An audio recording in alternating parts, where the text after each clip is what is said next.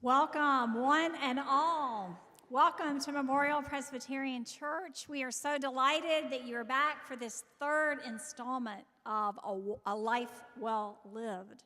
It's a collaboration with our favorite college, Flagler College, our partner and neighbor, Lifelong Learning. So we're so glad you're here. We have people joining us from Westminster, St. Augustine, the St. Augustine Interfaith Community, and it's just so great to be together as one. I'm not going to say anything at the end, so I want us to really thank our leaders, Dr. Justin Cates and Dr. Justin Forbes, for leading us in this wonderful exploration. Let's give them a hand. A couple of you asked if I had any flyers from the previous weeks, and I do. So they are right over there behind Adam Bros. There's a table with our key to the restroom, and then there's 9/11 handout and 9/18 handout. So by all means, if you want to share them with friends, they're there for you to take. Tonight's handout, be sure and get one of those as well. All right, thank you for being here. Thank you, Amy. Hey everyone, my name is Justin Forbes, and I'm going to get us started tonight. If you have not been here the last couple of weeks, we started week one with a sort of a framing the question, right? And the driving question of this course, the course is called A Life Well Lived. The driving question of the course is, what might a life that is well lived and one that is worth pursuing look like?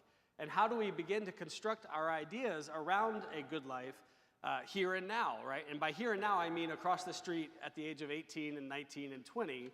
And we sort of agreed that many of us wished we maybe would have started asking some of these questions a few years ago, or maybe even a few decades ago.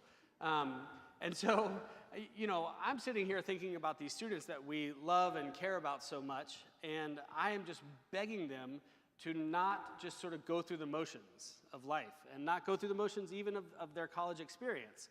And so what would it look like for you to articulate the things that you care deeply about, and then shape your life around those things, and give yourselves to a life of consequence, a life of love and service, whatever it might be for them in that setting. And this is Dr. Justin Capes, a philosopher at the college, and we get to co-teach this class together.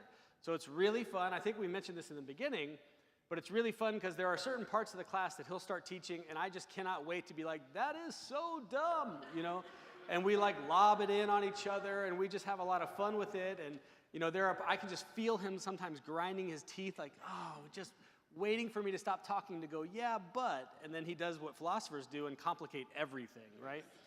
It's hard. You got to be careful if you have friends that are philosophers.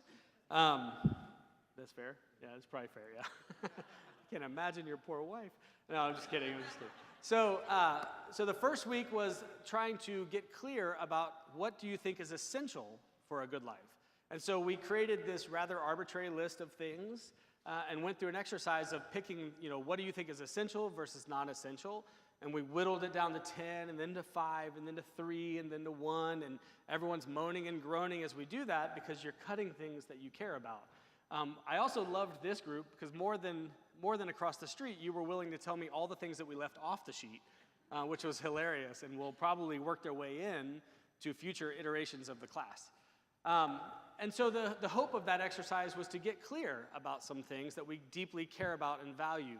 Many of you talked about family or health, right? Many of you talked about friendships and things like that. And then what we try to do is we flip it a little bit and say, okay, what would it be like to do an audit of your life?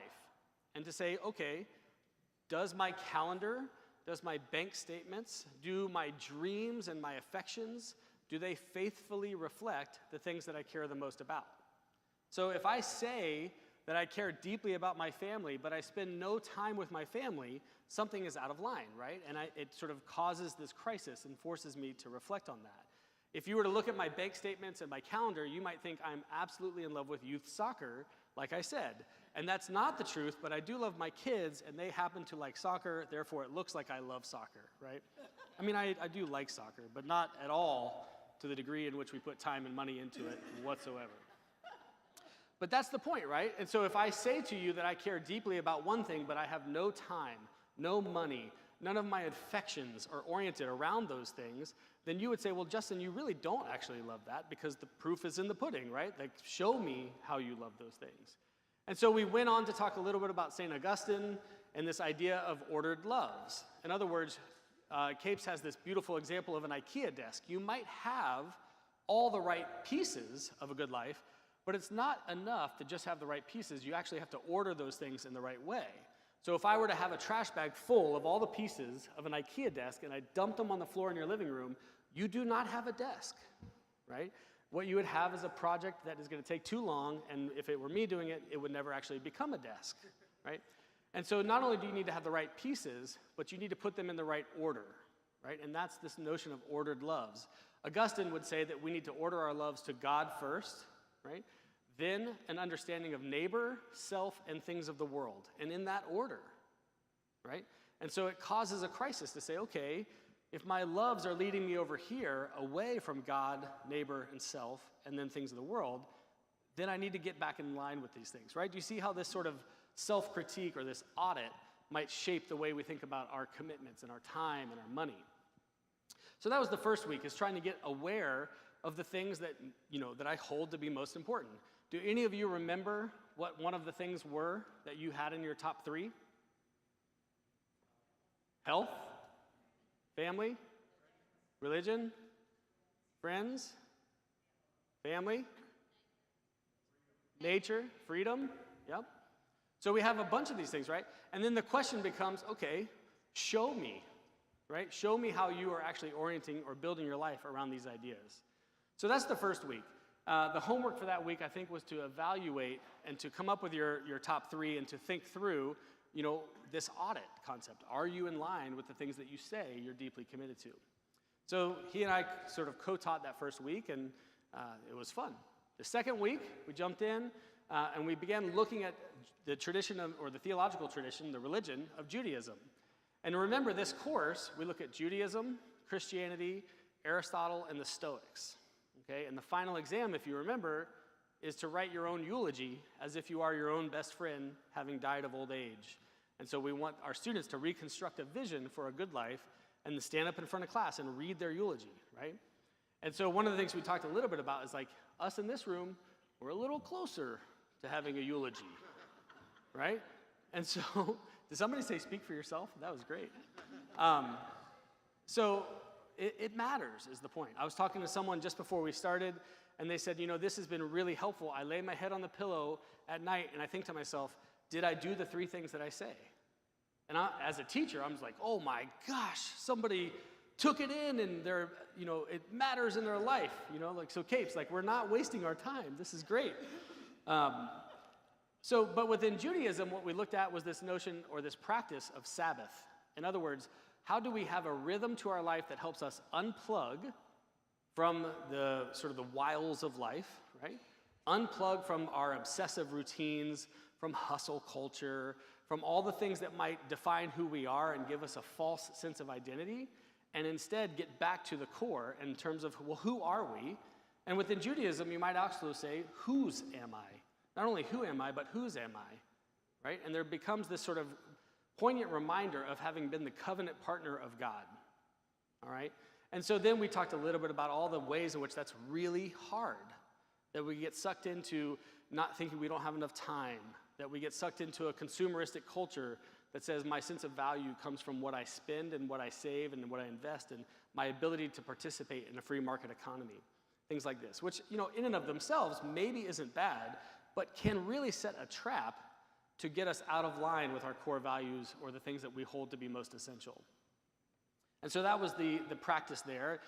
I think I shared that we send our students out onto the grass, out under the beautiful tree over here, and it was great. The president of the college walked by and had no clue what was going on and was really concerned looking and told me later that he thought a protest was about to launch.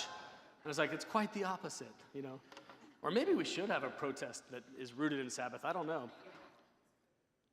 So that was last week, and one of our sort of driving sort of questions or thoughts around the practice of Sabbath is that part of what happens in Sabbath is we come back into touch with who we are, whose we are, that idea, but it's also a moment where we slow down enough and we can begin to reflect on, am I actually living in alignment with those things that I said I care the most about?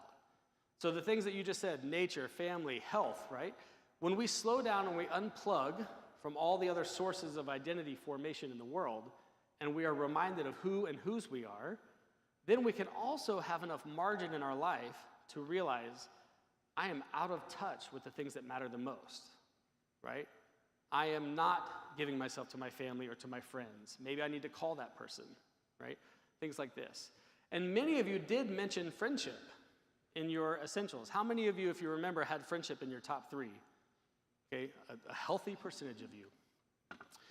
Our theme tonight, as we turn to Aristotle and the Aristotelian tradition, we're actually going to look at what Aristotle has to say about friends and friendship and what kind of friend we might want to be towards others, and how this critique of friends and friendship and the way that we move with one another might actually shape a vision for a good life.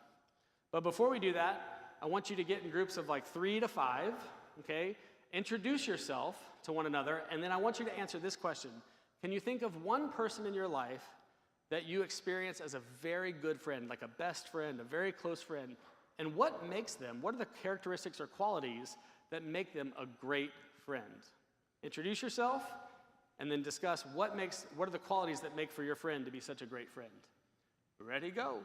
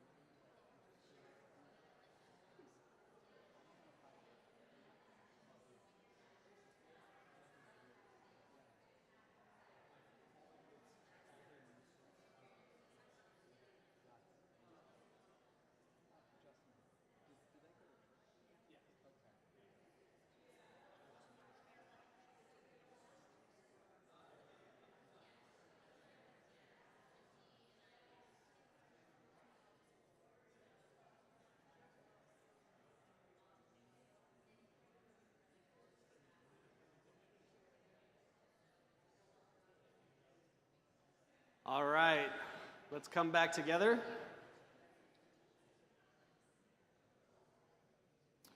Can anyone share one of the characteristics that make for such a great friend? How about from over here? Characteristic that makes for a good friend?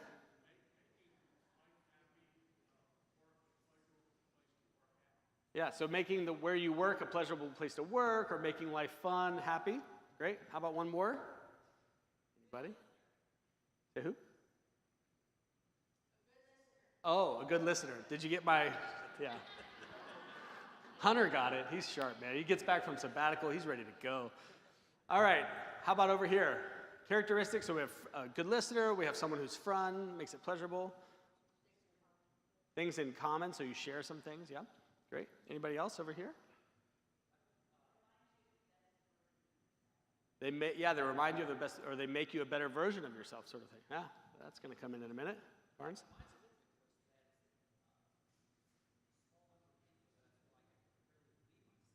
Yes.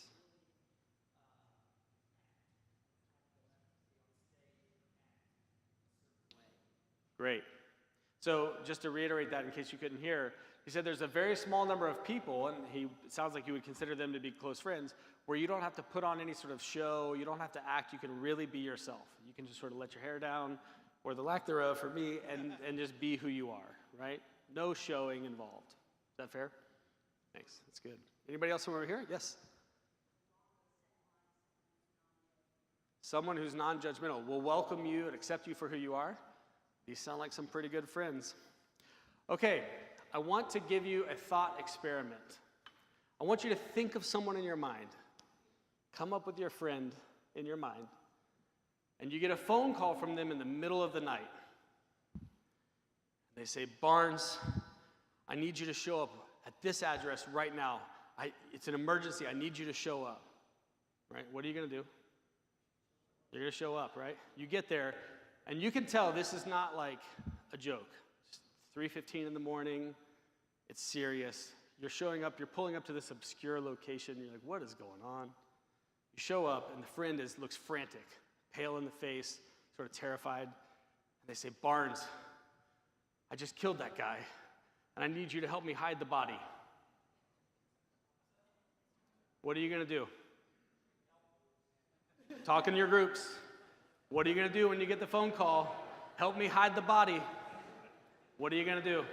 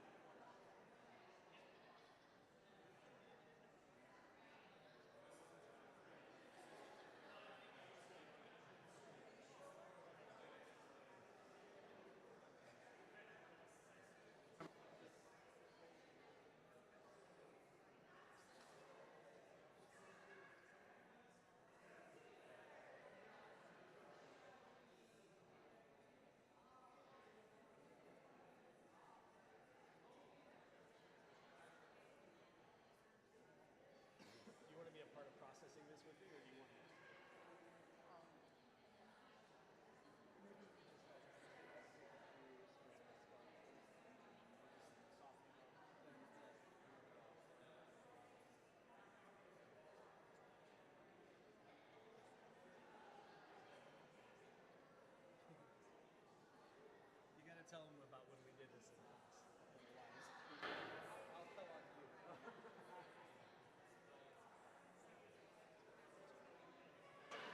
All right. 30 seconds. 30 seconds.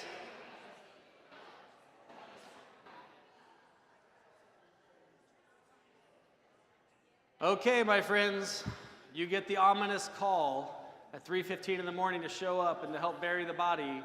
What does friendship require of you? What are you going to do? Any volunteers?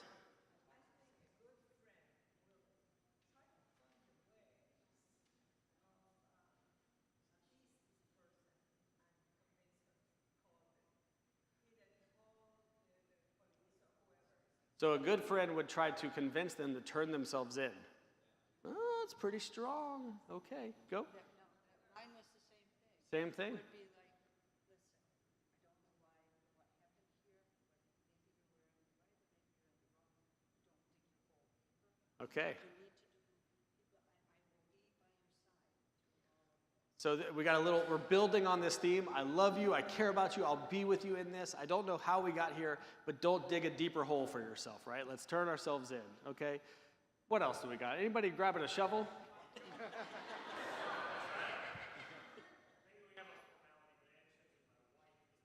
Ooh.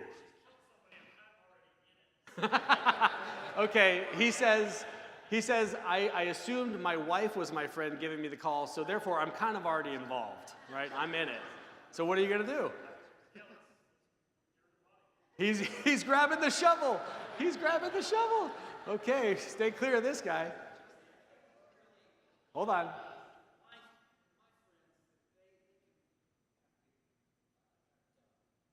So his friends can be dumb. Let's start with that. Yes.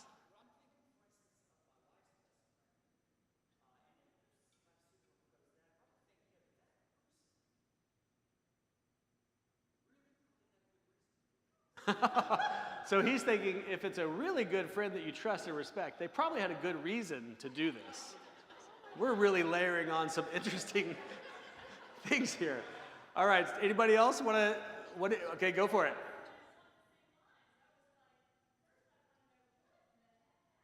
So what in the heck happened? Yes, you just want to know more before you make your decision. I've got the shovel, but I don't know if I want to use it, right?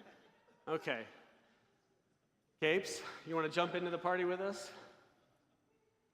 All right, so we're going to take a look. At the end of the evening, we're going to ask ourselves, what would Aristotle advise us to do? But before we do that, I want to tell a story about the first time we did this activity with our students. And as it usually goes, it was the section on Aristotle, so I'm leading the discussion, and so I posed the question to our students.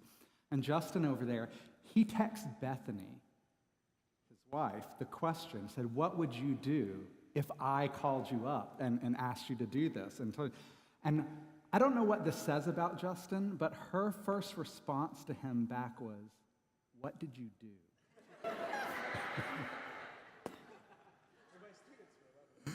So our students really enjoyed that. All right, so we'll come back to this and see what Aristotle would advise us to do. All right, I'm sure most of you have probably heard the name Aristotle before, even if you don't know much about him. Aristotle's what I call one of the big three, right? So if you look at the history of Western philosophy, especially in Europe, you can trace that history back to, you can trace it really before what's known as the Socratic period, right? Roughly 300 to 600, even as far back as really 300 to 700 BC. But you get the emergence of this character, Socrates, and I'm not going to say a lot about Socrates, but Socrates was this itinerant philosopher and teacher, and he gathered a little following, almost like Jesus gathered a little following, and he had a few disciples, and one of those disciples emerged as very prominent. His name was Plato, and Plato started a school in Athens that brought many rich young men into it to study with Plato, and of course Plato earned his own fame from his writings, and his most well-known pupil was, of course, Aristotle. So Aristotle, like pretty much anyone who went to Plato's academy, was born wealthy, right? He was the son of a doctor, right, who was a member of the Macedonian court, so he was wealthy. He had the means at the time to get the education, and he went and he studied with Plato. Once he left there, at one point in his life, he was tutor to Alexander the Great during, the early part of Alexander's sort of upbringing and his rise to power and the spread of his empire. And then eventually, Aristotle decided that he was going to start his own school, that he was going to sort of break away from Plato's academy, and he started his own school, the Lyceum, and it was when he was running that he wrote many of his most famous texts. Aristotle was sort of Greece's version of the Renaissance man, right?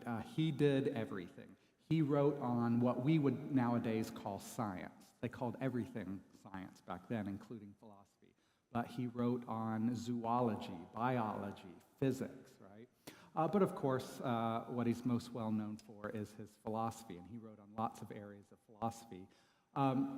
But tonight we're going to focus on some ideas that he presented in what's probably his most famous treatise. It's known as the Nicomachean Ethics.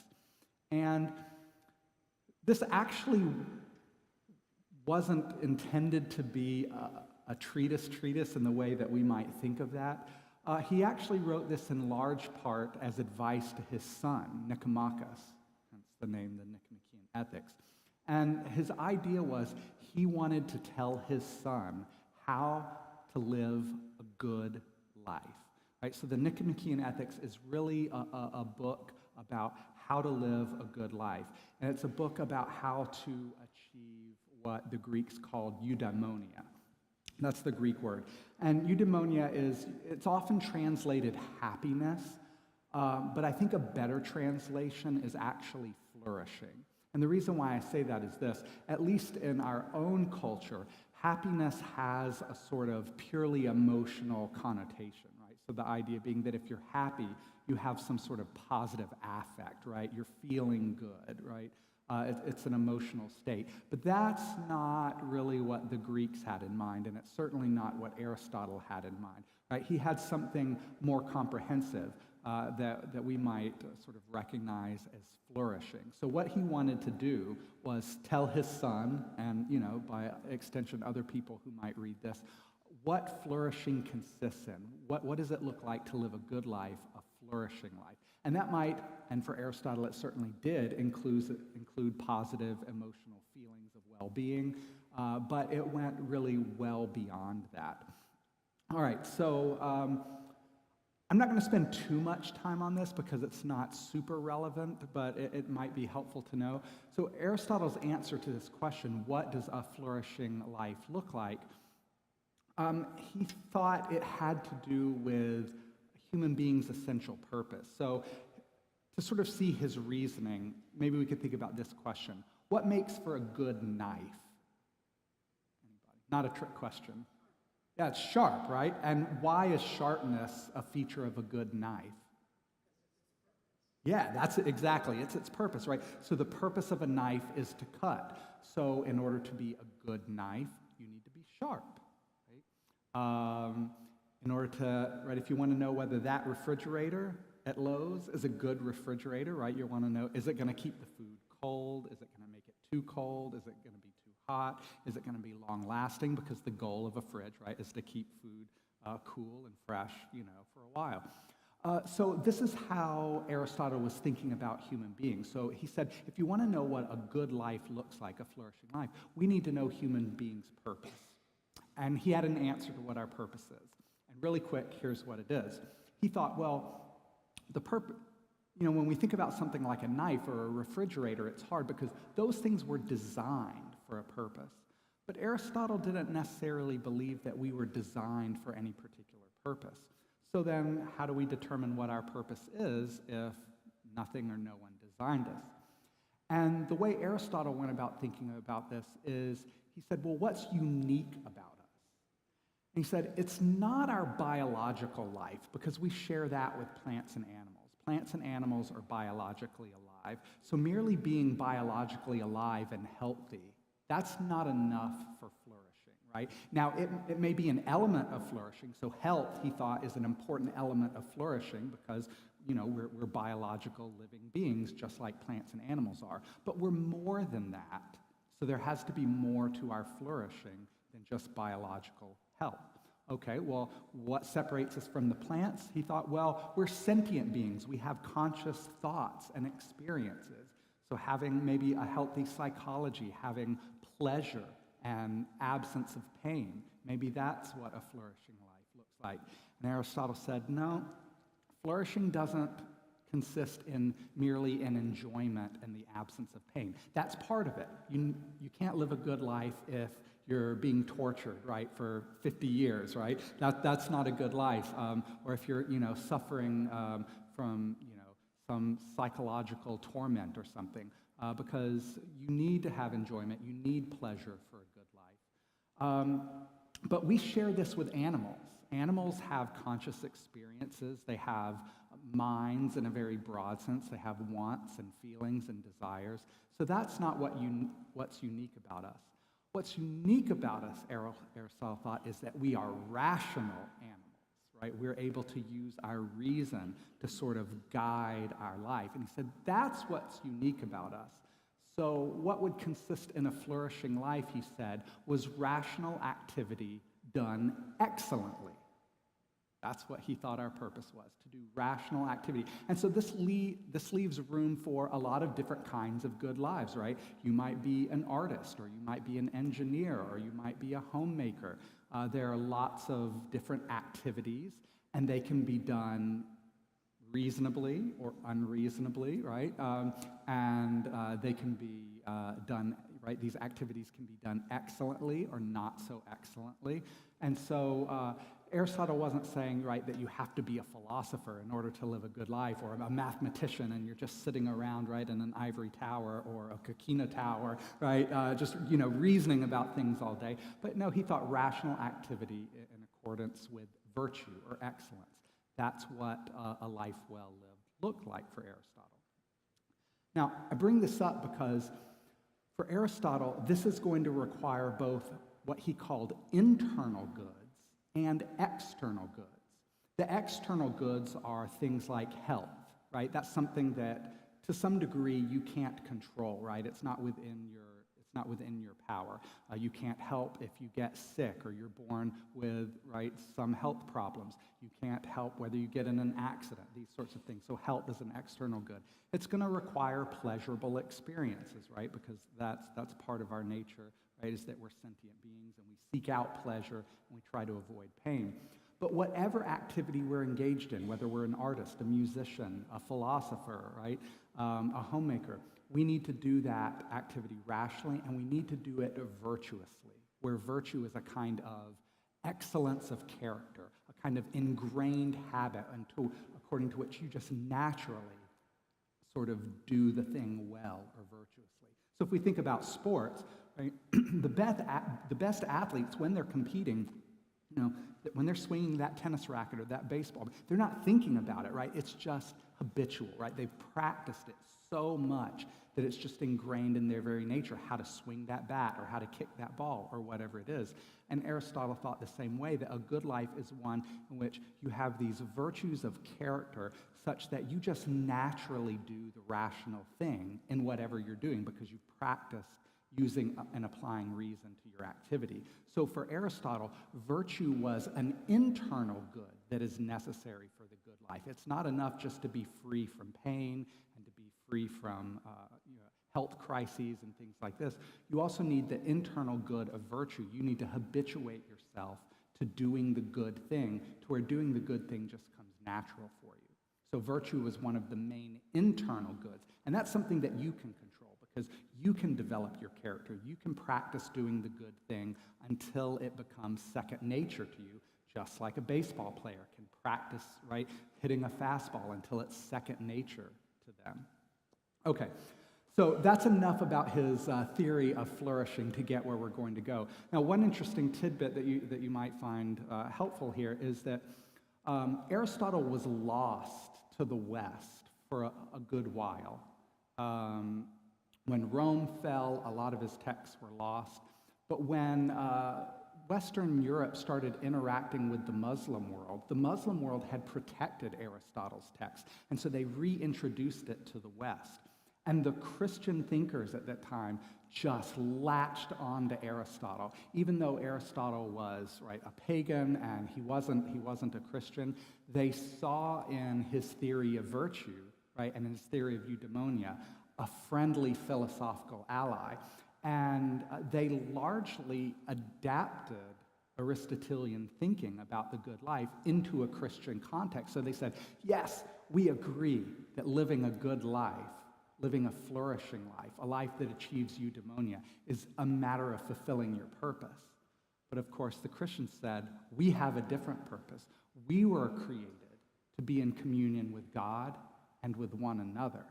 So a flourishing life for human beings is a life that succeeds in being in communion and fellowship with God and, right, with our fellow human beings. And that, of course, is going to require certain virtues of character, right? Because you can't be in fellowship with God, you can't be in right relationship with your neighbor, right? Unless, right, you develop these habits of good behavior, right? If I'm not habitually honest, or if I am habitually mean, so I have a vice, that is going to put me out of relationship with my fellow man and out of relationship with God. So even the Christian Aristotelians that developed this Christian version of Aristotle's philosophy in the Middle Ages, to them too, they agreed with Aristotle that having virtue is key to living a good life. Aristotle would say it's key to living a good life because it helps you to live rationally, whereas the Christians would say having a virtuous character helps you live in right relationship with God and with one another. Okay, what's all this got to do friendship? Well, remember earlier I said that on Aristotle's view, achieving eudaimonia requires certain internal goods, most importantly, the development of what he called virtues of character and virtues of intellect, right? Those are the main internal goods. But it also requires certain external goods, right? It requires you to be free from political persecution, right? So you can pursue the rational life. It requires you to be reasonably healthy, right? So you can engage in reason. But the best external good, Aristotle thought, was friendship. Out of all the external goods, those things that are not completely within your control, friendship is the highest external good that we could have. Why? One, because he thought it's the most pleasant, right? And you need to have a reasonably pleasant life, right? He thought, in order to live a good life. But also, he thought that friendship is connected to virtue in an important way, in which we'll get to in just a second. But in order to see how it's connected, we have to see why he thinks friendship is so good, and in particular, the different kinds of friendship that Aristotle identifies. All right, so what's so good about friendship? Well, on Aristotle's view, there's both intrinsic goodness to friendship. It's good in and of itself, but it's also good because it helps us do things. So I put on the handout here just a list of a few of the things that Aristotle mentions. He says, the young need friends because friends will keep the young from making errors, right? So when you're young, you're a little foolish. Maybe you weren't, but I was, right? And one thing that a good friend is going to do when you're young, right, is help you to avoid those errors, right? Help you not make those mistakes, right, that might inhibit your ability to live a good life. Older people, he said, need friends to help them when they are weak. Right? So when we get older, we're not as capable maybe as we used to be. Friendship is there, right, to sort of hold us up, to help us right through health crises, to help us do the things that we need to do. And I should say here that Aristotle would include your family among your friends. Right? The middle-aged people, we need friends to help us do fine, good things. And Aristotle's thinking of this in two ways, I think. One way is our friends help us to become more virtuous, right? So, when we do go to them, right, we have a problem, they can help give us good advice, or they can help us keep from making mistakes. But a different way they can help us do fine or good actions is they can partner with us. So one of the things that I really enjoy the most about teaching this class at Flagler, and also for you all, is I get to partner, right, with my friend, and we get to do, hopefully, right, a good thing, and we get to cooperate together in doing this good thing. So I love teaching my classes, but when it's just me doing it, right? But there's something extra special about when you're able to do a good something and partner with someone else in doing that good something.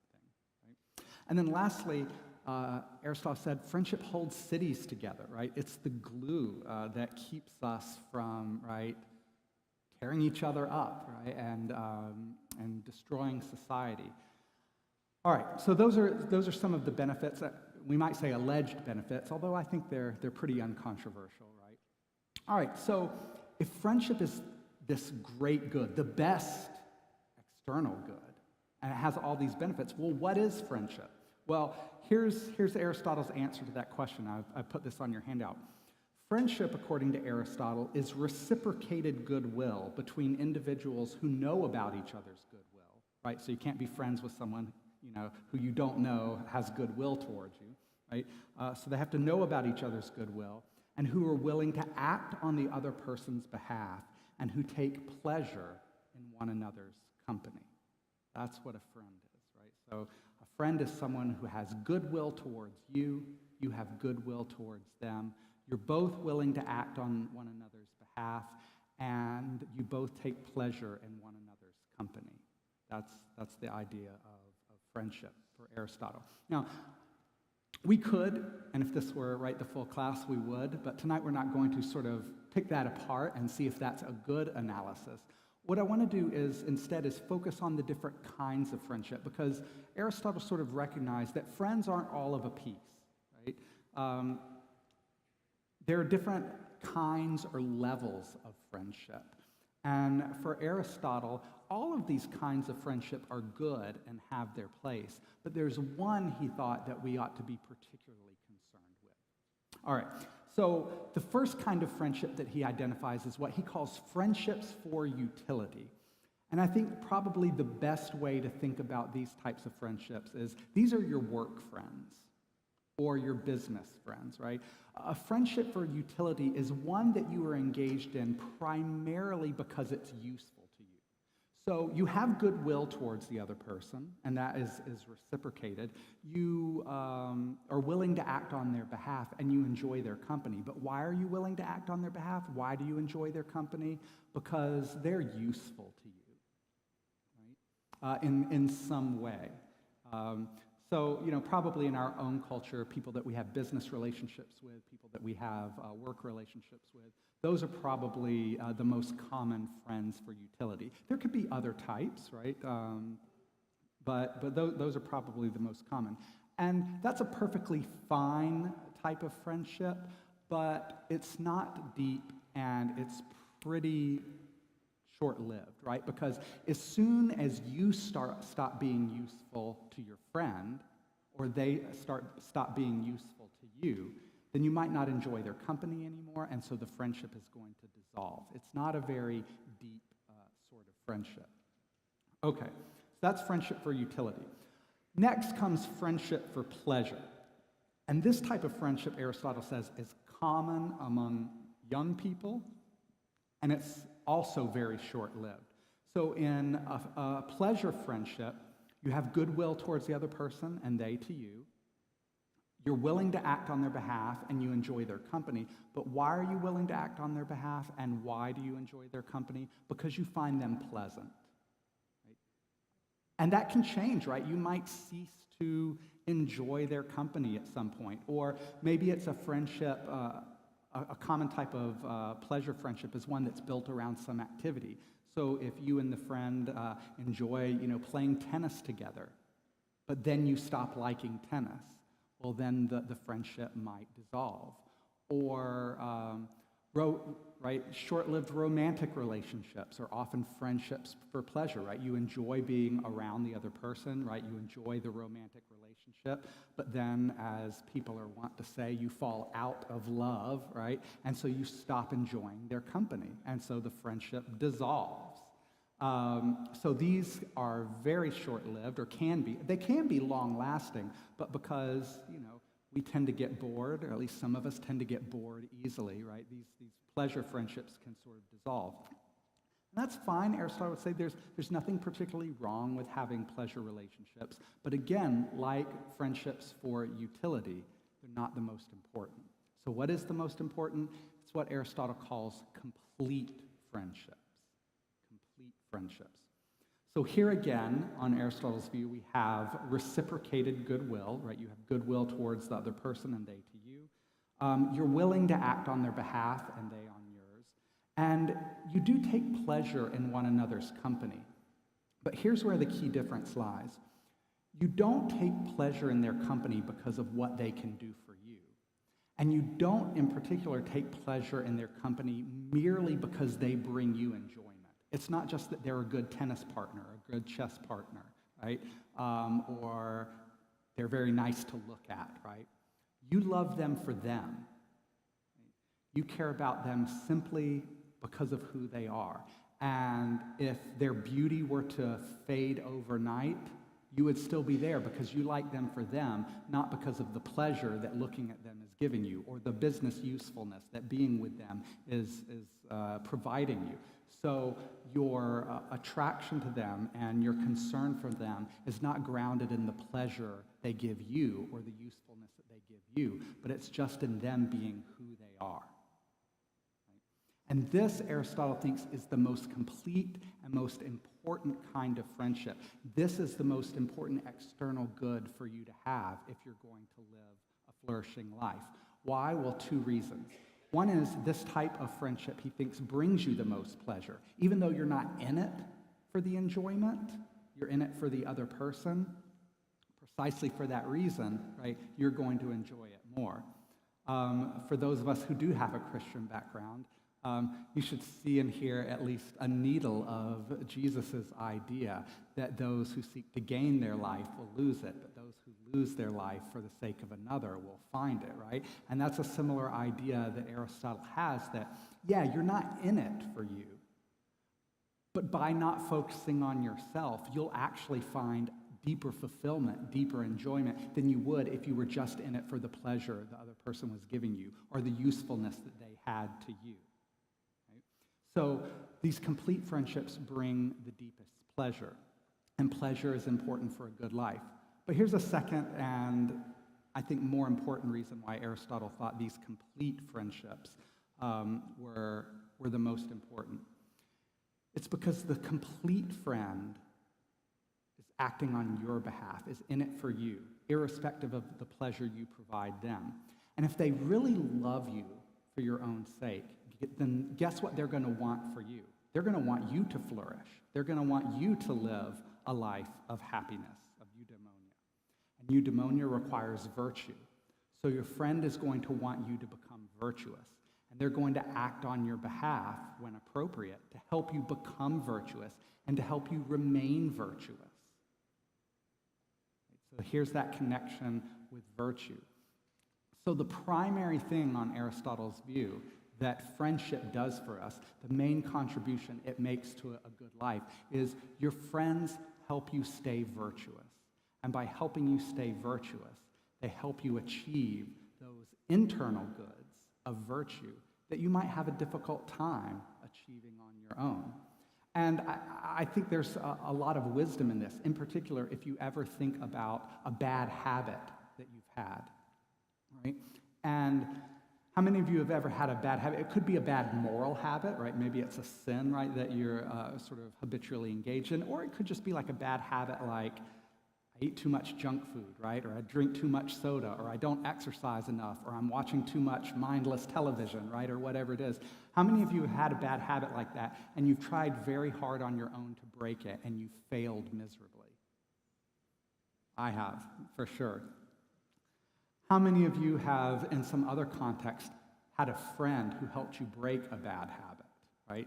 Maybe if your bad habit was not working out enough or not exercising enough, you had an exercise partner, right? Your friend said, come on, get up, right? Maybe it was a spouse said, you said you were going to start exercising more, come on, we're going for a walk, right? And they're there, and they're not doing that to be, right, to police you. They're doing that because they love you, they care about you, and they want you to live a good life, and they know that you know that exercising might be a part of that, or whatever it is, or, right, if you have a problem with honesty, they know that being honest is a virtue that you need to develop. And so they're going to be there to help you develop that. And it's typically going to be much easier when you have that partner, that friend, who's there and you know they love you, so you know they're acting on your behalf to help you break that bad habit, to help you develop that virtue. And ultimately, even though friendship for Aristotle has all these other benefits, right? It does bring pleasure, right? It can be useful. It can help us when we're weak and infirm. But the main thing it does is it helps us develop virtue, those habits of character where we just naturally and without effort do the good and right thing. And in doing so, our friends help us achieve a life well lived. All right, so with that little background of Aristotle's philosophy in place, I want you to turn back to your groups and let's do a little application. Let's see how well you understood. What would, if Aristotle was giving us advice, and Aristotle is giving us advice in the Nicomachean Ethics, or at least he's giving Nicomachus advice, what would he advise Nicomachus to do if he were in the situation that we asked you to consider earlier? What would he advise his son to do if his son's best friend called him up in the middle of the night and said, I need you to show up here, right? And then Nicomachus shows up and he says, I've killed this person, right? I've murdered this person. What would a good friend do on Aristotle's view? So break up and talk about that for a few minutes and then we'll come back together.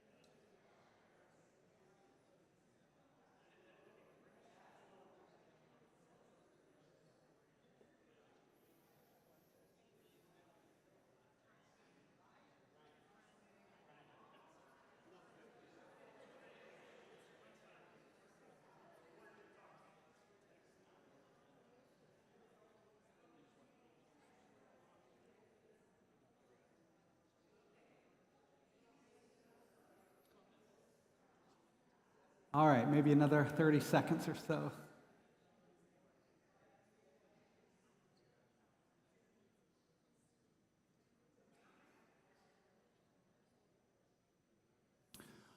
All right. So anyone want to share what your group came up with? How do you think Aristotle would advise us or advise his son in this situation? What would he say to do? Yes. Get the shovel. Okay. I want to hear, why would Aristotle tell them that?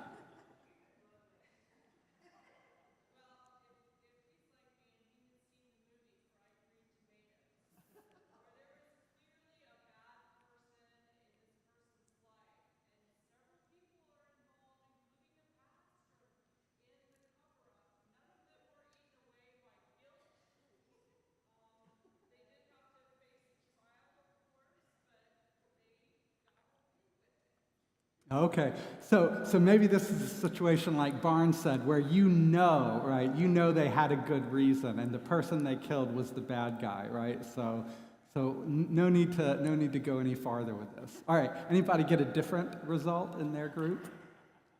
Yes.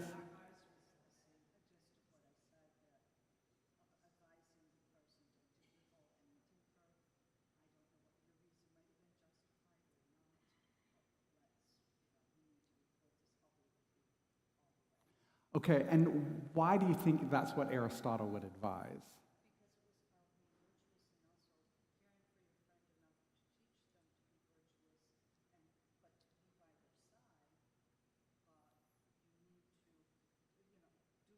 Going into the hole with them does not necessarily make them better or you better. Okay. Yes. So, no, it's fine. I forgot to restate. So, this response was that, yes, Aristotle would advise us to do what we need to do to help the person turn themselves in, right? And the reason, she said, why Aristotle would say that is because the good friend would help their friend do the virtuous thing, right? And if the virtuous thing is confessing to your misdeeds and owning up and taking responsibility, then that's what the good friend would do. Now, interestingly, this is in a way a trick question because I think both the people who would refuse the shovel and those who would take the shovel could be on the right end of it on Aristotle's view. I think he would say it would depend on what does the virtuous thing require, right? So if, right, the person who was killed was in fact the villain, right, then maybe the virtuous thing doesn't require confessing and turning yourself in. Maybe that's only putting your friend in further trouble unnecessarily. On the other hand, if your friend has done something wrong, I mean, we can imagine, this is one way we spin the story for our students. Imagine that your friend, and they've been out at the bar, and they had a few drinks, right? And they were driving inebriated, and they hit someone and killed someone. Well, in that case, they're clearly in the wrong. And so in that case, it seems like the virtuous thing for them to do would be to take responsibility for their action. And so the good friend is going to help them do the virtuous thing and turn themselves in that particular case. Okay, you think either way.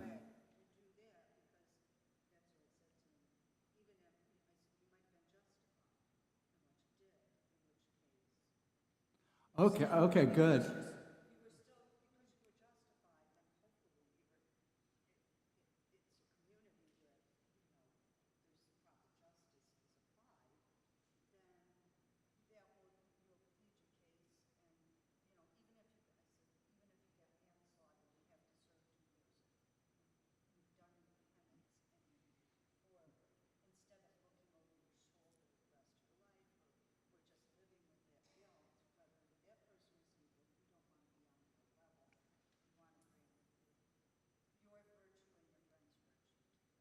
Okay, good. So her thought was, even if the killing was justified, so you weren't driving inebriated, right? You weren't killing someone in some murderous rage, but it was some sort of justified thing.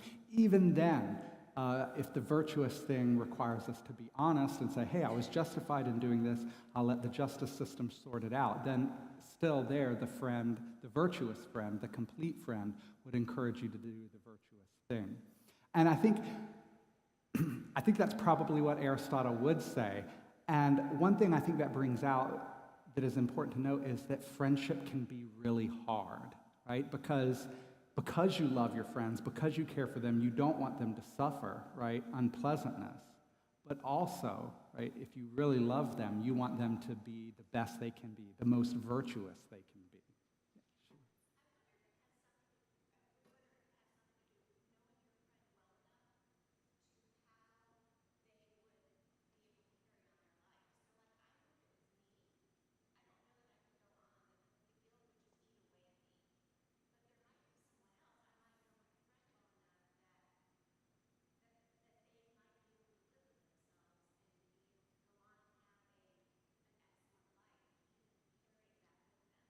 Yeah, good. And I think for Aristotle, that would matter. One thing that some people find very frustrating about Aristotle, and other people find it very liberating, right? So it's a polarizing issue, is that Aristotle didn't think there are any sort of hard and fast rules for what the right thing to do is. He thought it's very context dependent. So yeah, if you're going to be racked with guilt, then it's not going to be the best for your friend to hide it and cover it up. So you need to encourage them to do the virtuous thing and confess. On the other hand, if they were in the right and confessing is only going to bring them suffering and they can live with what they've done, then maybe in that particular context, the virtuous thing, the loving thing, right, is to maybe help them cover it up, right? So that's one nice thing about asking questions about Aristotle is it's a bit of a trick question because I think Aristotle would say it depends on what the virtuous thing to do is. And the virtuous thing to do, he thought, can often be very context dependent.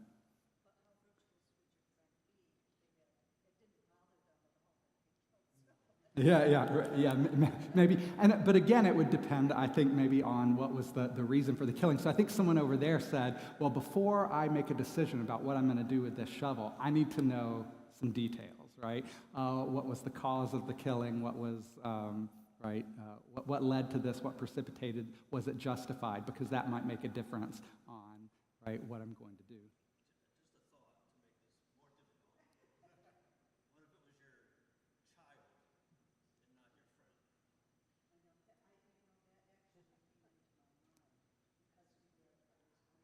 So the question is or the comment was, what if we run this thought experiment where it's not your best friend? What if it's your child, right?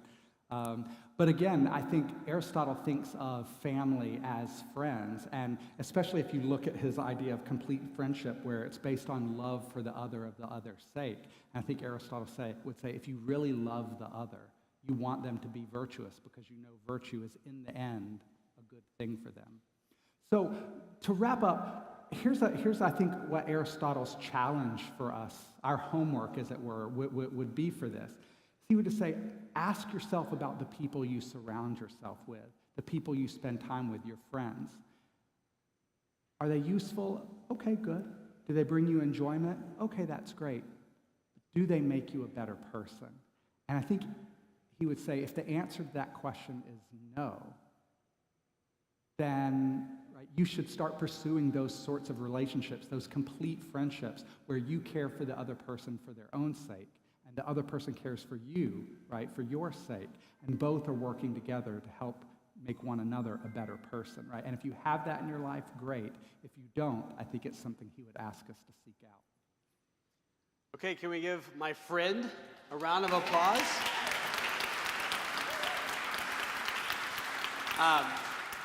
You know, it's really fun. Across the street, there's some amazing people, and the lifelong learning office of the college has really developed in the last year or two, and it's really taken on a life of its own. And so we actually have a few flyers here from some other opportunities coming very soon. So I gave it to two folks here. If you would just pass those out. There should be enough for just about every other person or almost everyone. Coming up on October 7th, we have Dr. Matthew Taylor speaking on Christian nationalism and the future of democracy in America. Seems relevant, right? And so it's a really fascinating guest lecture, our Used in Judeo-Christian lecture series coming up on October 7th.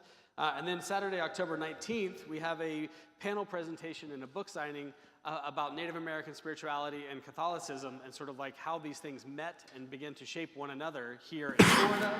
Whoa, that mic was still on. What kind of friend are you? So would love to just continue to invite you to these interesting intellectual pursuits and these engagements. I want to close with this thought. You have air in your lungs, your feet are on the ground, right? I said this the first time, I think. It's not too late to get clear about the things that you care deeply about and to give yourself to those things. It's not too late to incorporate a practice of Sabbath or to work on being the kind of friend that you want to be towards others. And so while we're doing this with 19 and 20-year-olds in hopes that they might not get to a point of regretting these sort of things, the truth is that we all can take today, this very moment, and begin to put some of these things into practice. So thank you so much for being here. Let me close this in prayer, and we'll call it a night. Lord, we're grateful for the chance we have to be the kind of friend that we want to be. We're grateful for the chance to stop and to resist all the forces and stories and narratives that are shaping us or malforming us in different ways. Help us unplug from those things. And we're grateful for the chance to try and reflect and get clear about the things that really matter to us, and to name those things and then to begin to run an audit of our lives. We're thankful for these conversations and for each person here. Help us understand what it means to grow into the person that you have called us to be. In your name we pray. Amen. Take care, y'all.